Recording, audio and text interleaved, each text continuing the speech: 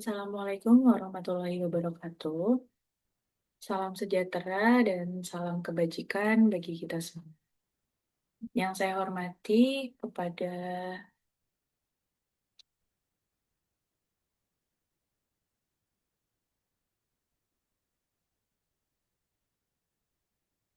Assalamualaikum warahmatullahi wabarakatuh.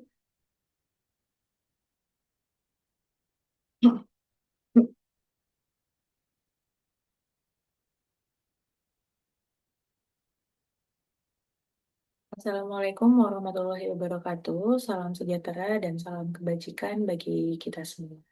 Yang saya hormati kepada dosen pengampu mata kuliah Estetika Humanisme, Ibu Syifa Fatimah Zahro, serta rekan-rekan mahasiswa Universitas Siber Asia yang saya banggakan. Pertama-tama, marilah kita panjatkan puji syukur kehadirat Tuhan Yang Maha Esa karena atas rahmat dan karunia-Nya pada hari ini kita masih diberikan kesehatan serta kesempatan. Sehingga saya bisa memaparkan tugas ujian akhir semester pada hari ini. Perkenalkan, nama saya Isla Gaya Pradina, mahasiswa program studi PJJ S1 Manajemen dengan nomor induk mahasiswa 250201020582 dari kelas MJ207. Pada kesempatan yang berbahagia ini, izinkan saya membawakan sebuah materi yang menurut saya sangat esensial dan dekat dengan kehidupan kita sehari-hari, yaitu emotional intelligence atau dalam bahasa Indonesia yaitu kecerdasan emosional. Izinkan saya membuka dengan sebuah pertanyaan reflektif. Nah, pernahkah kita merasa sudah bekerja keras, sudah pandai secara akademis, namun tetap kesulitan membangun hubungan yang harmonis dengan orang lain? Atau pernahkah kita menyesali kata-kata yang terlanjur terucap saat emosi sedang memuncak? Nah, jika pernah, maka materi pada hari ini adalah materi yang untuk kita semua perlu ketahui. Secara khusus, saya akan mengajak kita semua memahami bagaimana cara mengenali, mengelola, dan memuliakan emosi di dalam relasi antar manusia. Mari kita mulai. Kita slide pertama. Baik, mari kita mulai dari hal yang paling mendasar. Sebenarnya apa sih emotional intelligence? Nah, secara sederhana, kecerdasan emosional yang sering disingkat dengan EQ adalah kemampuan kita untuk mengenali, memahami, dan mengelola emosi diri kita sendiri. Dan pada saat yang bersamaan, kemampuan untuk membaca serta merespon emosi orang lain secara tepat. Nah, perhatikan bahwa definisi ini memiliki dua sisi, yaitu sisi yang pertama menghadap ke dalam diri kita sendiri. Bagaimana kita bisa berdamai dengan perasaan kita sendiri. Lalu, di sisi kedua menghadap keluar, bagaimana kita peka terhadap perasaan orang di sekitar kita. Lalu dari mana gagasan ini berasal? Nah, konsep ini pertama kali diperkenalkan secara ilmiah oleh dua peneliti, yaitu Peter Salovey dan John Mayer. Nah, pada tahun 1990. Nah, namun istilah ini baru benar-benar populer dan dikenal luas di seluruh dunia berkat seorang psikolog bernama Daniel Goleman. Melalui bukunya yang terbit pada tahun 1995, disinilah letak perbedaan penting yang perlu kita pahami. Selama ini kita mengenal IQ yaitu ukuran seberapa cerdas kita berpikir secara kognitif, kemampuan berhitung, menganalisis, dan bernalar. Nah, IQ ini berbeda. IQ tidak mengukur seberapa pintar kita berpikir, melainkan mengukur seberapa pintar, seberapa matang kita dalam berperasaan dan berelasi dengan sesama.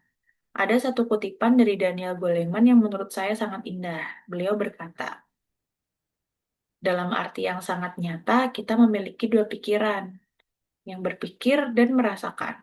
Nah, kalimat ini mengingatkan kita bahwa menjadi manusia yang utuh berarti menyeimbangkan keduanya, yaitu akal dan rasa.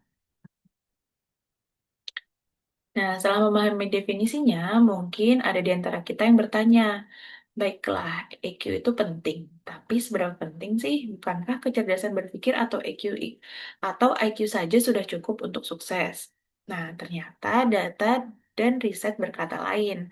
Faktanya, kecerdasan emosional menentukan kesuksesan kita jauh lebih besar daripada yang kita kira selama ini. Izinkan saya menunjukkan tiga angka.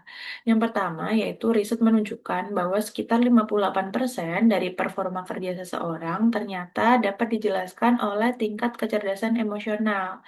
Artinya, lebih dari setengah keberhasilan kita di dunia ini ditentukan oleh bagaimana kita mengelola emosi, terlebih di dunia kerja. Yang kedua, ini yang lebih mengejutkan lagi, sekitar 90% individu yang tercatat sebagai bekinerja terbaik atau para top performer di tempat kerja memiliki tingkat EQ yang tinggi.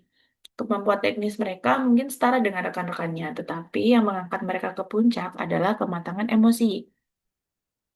Dan yang ketiga, kecerdasan emosional tercatat sebagai prediktor nomor satu untuk kepemimpinan dan kolaborasi yang efektif. Seorang pemimpin hebat bukan hanya yang paling pintar di ruangan, melainkan yang paling mampu memahami dan menggerakkan hati orang-orang di sekelilingnya. Perlu saya sampaikan dengan jujur bahwa angka-angka ini yang bersumber dari riset Talent Smart oleh Bradbury dan Griffiths, serta karya Goleman sebaiknya kita pahami sebagai ilustrasi tren, bukan angka mutlak.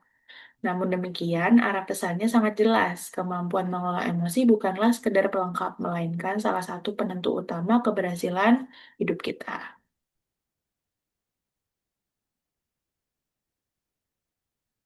Lalu yang selanjutnya, jika IQ sepenting itu, sebenarnya IQ ini terdiri dari apa saja sih? Bagaimana strukturnya? Nah, Daniel Goleman merumuskan bahwa kecerdasan emosional tersusun dari 5 komponen utama, yaitu yang pertama, kesadaran diri, lalu yang kedua, pengelolaan diri, lalu yang ketiga, motivasi, keempat, empati, dan kelima, keterampilan sosial.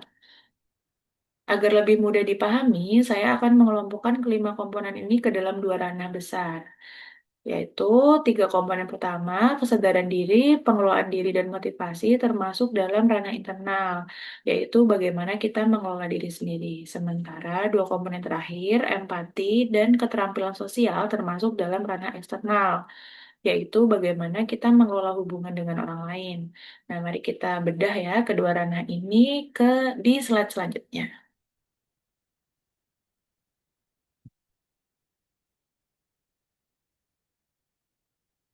Nah, ranah yang pertama adalah kompetensi personal, yaitu bagaimana kita mengelola diri sendiri dari dalam. Ranah ini mencakup 3 komponen. Yang pertama adalah kesadaran diri.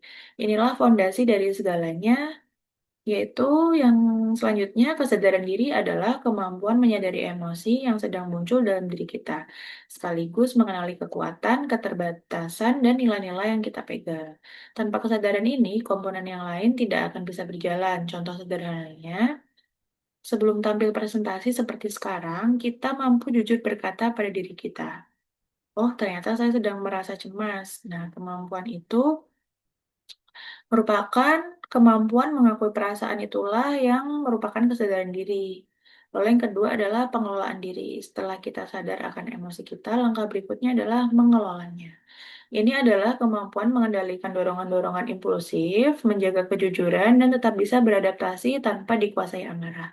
Contoh yang relevan di era digital, ketika ada pesan masuk yang membuat kita kesal, alih-alih langsung membalas dengan emosi. Kita memilih menarik napas terlebih dahulu dan menunda balasan sampai hati kita lebih tenang. Dan yang ketiga adalah motivasi. Ini adalah dorongan yang datang dari dalam diri untuk terus berkembang, bukan semata-mata karena mengejar imbalan atau pujian dari luar. Orang dengan motivasi internal yang kuat akan tetap gigih dan optimis meskipun menghadapi hambatan. Misalnya, kita tetap semangat belajar dan memperbaiki walaupun hasil ujian sebelumnya mungkin belum memuaskan. Selanjutnya, setelah mampu mengelola diri sendiri, barulah kita bisa naik ke ranah yang kedua, yaitu kompetensi sosial. Bagaimana kita bisa mengelola relasi dengan orang lain. Nah, ranah ini mencakup 2 komponen terakhir, yaitu yang pertama dan mungkin paling penting adalah empati. Empati adalah kemampuan untuk merasakan apa yang orang lain rasakan dan untuk melihat suatu situasi dari sudut pandang mereka. bukan hanya dari sudut pandang kita sendiri. Saya ingin menggarisbawahi bahwa empati inilah inti dari sikap memanusiakan manusia. Empati adalah jembatan yang menghubungkan hati kita dengan orang lain. Dan dari sanalah lahir hubungan yang tulus dan bermakna. Yang kedua adalah keterampilan sosial. Komponen ini sesungguhnya adalah buah dan puncak dari keempat komponen sebelumnya. Ketika kita sudah sadar diri, mampu mengelola emosi, punya motivasi, dan berempati, maka semua itu akan terwujud dalam keterampilan sosial. Kemampuan berkomunikasi dengan jelas, menjadi pendengar yang aktif, meredakan konflik, memengaruhi orang lain secara positif, dan bekerja sama dalam tim secara sehat. Jadi dapat kita lihat bahwa 5 komponen ini membentuk sebuah tangga yang utuh, dari mengenal diri sendiri hingga akhirnya mampu membangun relasi yang indah dengan sesama. Nah, pada titik ini, izinkan saya menghubungkan materi ini dengan mata kuliah kita, yaitu estetika humanisme. Mungkin ada yang bertanya, apa kaitan antara kecerdasan emosional dengan estetika dan humanisme? Menurut saya, kaitannya sangat erat. Kecerdasan emosional sejatinya adalah wujud nyata dari estetika humanisme itu sendiri. Setidaknya ada 3 alasan. Alasan pertama, EQ memanusiakan manusia. Melalui empati, kita menempatkan martabat dan perasaan orang lain sebagai pusat dari setiap interaksi kita. Kita tidak lagi memandang orang lain sekedar sebagai objek, melainkan sebagai sesama manusia yang utuh dan bermartabat. Alasan kedua, EQ menciptakan keindahan di dalam relasi. Kita sering mengira keindahan hanya ada pada lukisan, musik, atau karya seni. Padahal estetika humanis justru lahir dari cara kita memperlakukan sesama secara tulus, hangat, dan penuh penghargaan. Sebuah interaksi yang penuh empati adalah karya seni tersendiri. Alasan ketiga, EQ melatih kesadaran dan refleksi diri. Kemampuan mengenali diri sendiri adalah bentuk kesadaran akan nilai dan kesadaran akan nilai inilah yang menjadi inti dari sikap seorang humanis jati. Setelah memahami konsep dan relevansinya, mungkin muncul pertanyaan penting. Bagaimana kalau saya merasa IQ saya masih rendah? Apakah bisa diubah? Nah, kabar baiknya tentu bisa diubah. Berbeda dengan IQ yang relatif stabil, IQ bukanlah bakat bawaan yang bersifat tetap. Nah, IQ ini merupakan keterampilan dan namanya keterampilan pasti bisa dilatih serta ditingkatkan oleh siapapun. Kita bisa memulainya dari kebiasaan-kebiasaan kecil sehari-hari. Ada 5 langkah praktis yang bisa kita coba. Yang pertama, beri jeda atau sebelum merespon sesuatu yang memancing emosi, ambil nafas dan tunda reaksi kita hanya beberapa detik saja. Nah, jeda singkat ini seringkali menyelamatkan kita dari penyesalan. Lalu langkah kedua, namai emosimu. Akui dan sebutkan emosi yang sedang muncul. Misal dengan berkata dalam hati, saya sedang kecewa atau saya sedang cemas. Menambah emosi membuat kita lebih mudah mengendalikannya. Lalu langkah ketiga, buatlah jurnal emosi. Cobalah mencatat pemicu dan pola emosi kita setiap hari. Dari catatan itu, kita akan semakin mengenali diri sendiri. Lalu yang keempat, latih mendengar aktif. Ketika orang lain berbicara, fokuskan diri untuk benar-benar memahami maksud mereka, bukan sibuk menyiapkan bantahan di dalam kepala kita. Dan langkah kelima, beranikan diri meminta umpan balik. Tanyakan kepada orang-orang terdekat bagaimana sikap kita dirasakan oleh mereka. Lalu jadikan itu sebagai bahan untuk memperbaiki diri. Nah, satu hal yang perlu diingat, konsistensi kecil setiap hari jauh lebih berdampak daripada perubahan besar tapi hanya dilakukan sesekali. Nah, lalu apa sih hasil dari konsistensi melatih EQ ini? Manfaat yang nyata dan terasa di berbagai lini kehidupan kita seperti saya akan menyebutkan 4 bidang tersebut. Lalu yang pertama di bidang akademik, kecerdasan emosional membuat kita lebih fokus, lebih tahan menghadapi stres saat ujian, dan lebih kolaboratif ketika mengerjakan tugas kelompok bersama teman-teman. Di bidang karir, EQ menjadikan kita pribadi yang adaptif terhadap perubahan, lebih mudah dipercaya oleh rekan dan atasan, serta unggul dalam komunikasi profesional. Lalu dalam relasi personal atau EQ membuat konflik lebih cepat reda dan hubungan kita dengan keluarga maupun sahabat menjadi lebih hangat dan sehat. Dan dalam hal kepemimpinan, EQ memampukan kita memimpin dengan empati, menginspirasi orang lain, serta menjaga tim tetap solid dan kompak. Jadi EQ ini bukan konsep yang hanya indah di atas kertas. Ia benar-benar memberi dampak positif di setiap peran yang kita jalani.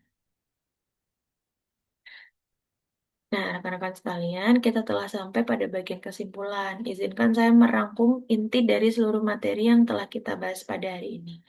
Nah, poin utamanya adalah kecerdasan yang sejati ternyata bukan hanya soal seberapa cerdas kita berpikir, melainkan seberapa bijak kita mengelola emosi dan memuliakan sesama. Nah, ada tiga hal yang ingin saya tanamkan sebagai nilai yang kita bawa pulang hari ini. Yang pertama yaitu EQ dapat dilatih oleh siapapun, kapanpun, lalu tidak ada kata terlambat untuk memulainya. Kedua, empati adalah inti dari sikap humanis, yaitu tugas mulia kita untuk senantiasa memanusiakan manusia. Dan ketiga, perubahan besar selalu dimulai dari langkah kecil. Maka, mari kita mulai dari satu jeda kecil hari ini sebelum kita bereaksi. Nah, sebagai penutup, saya melampirkan beberapa sumber rujukan yang menjadi dasar pemikiran presentasi pada hari ini. Bagi teman-teman yang ingin mendalami materi ini lebih jauh, keempat literatur ini sangat saya rekomendasikan. Nah, akhir kata, apabila ada salah dalam perkataan, saya mohon maaf. Saya mengucapkan terima kasih yang sebesar-besarnya atas perhatian Ibu dosen pengampu serta teman-teman sekalian. Semoga materi sederhana ini bisa bermanfaat dan menginspirasi kita semua untuk menjadi pribadi yang lebih bijak dan berperasaan dan lebih tulus dalam memuliakan sesama. Sekian, saya pamit undur diri. Wassalamualaikum warahmatullahi wabarakatuh.